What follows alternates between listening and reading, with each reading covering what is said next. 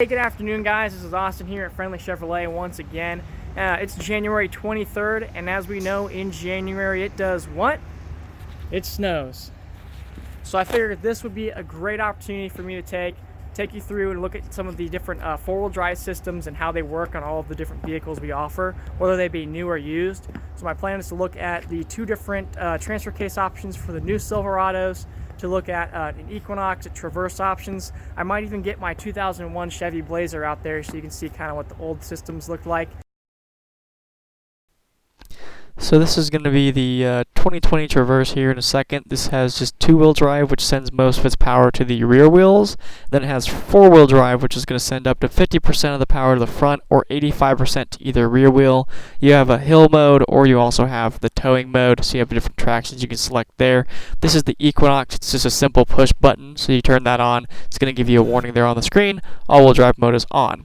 Now this is going to be a Silverado. This one specifically only has, or does not have, the 2-speed transfer case, so it does not have 4-low, whereas this one does have 4-low. So let's take a minute to talk about the different buttons you can press in here. This is coming straight from Chevrolet's website.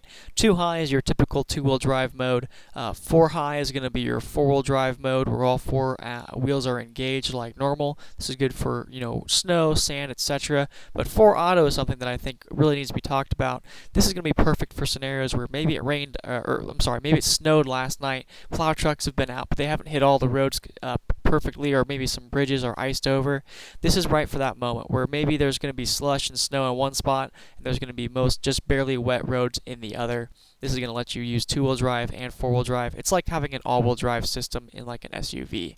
Now you're also going to have that knob on the top. It's going to have the trailer mode, and it might have a hill mode as well. And if you look really closely, there's an indented or light colored in. That's going to be for your So now we're back here in a little tow. bit more snowy area, and on a lot of these trucks you'll notice here where it would normally have 4-low, it's going to actually just have a little terrain key. And I'll put some facts on the screen about what that actually does for you.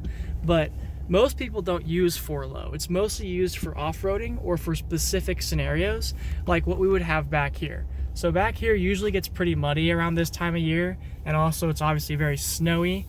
So it's going to be something where we're going to struggle to get out of the grass. For shifting into 4-low, you do have to be at a complete stop, and you do have to put it into neutral. So we're going to put it into neutral, and we're going to go down to 4-low. It's going to say 4-wheel drive shift in progress. And you'll feel it in the car, it'll kind of bump. I just felt it there. ESC off, traction controls off. Everything that would normally keep you from spinning out is going to be off, because that's what the purpose of 4-low is. And now we're going to keep this very slow. This is going to be like 7 miles per hour max.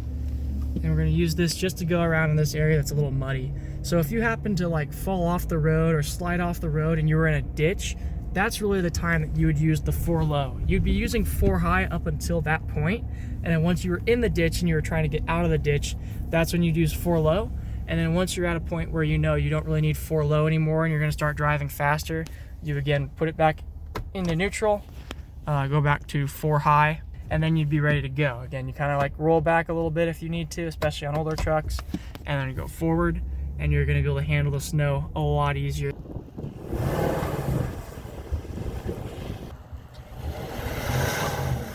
I do recommend once you're ready to stop the car that you do take it out of 4-wheel drive. Yeah, hopefully you guys enjoyed that. Hopefully you learned something that maybe you didn't know before. Feel free to leave me some comment, feedback, like, share, whichever you'd prefer to do. Let me know if I got something wrong. Let me know if I got something right, taught something you didn't know before. And the last thing I want to say before I go is remember, while you might have 4-wheel drive, you never have 4-wheel brakes. I see some big old trucks in the ditch just as often as I see the cars and the SUVs. So thanks for watching. I'll see you out here.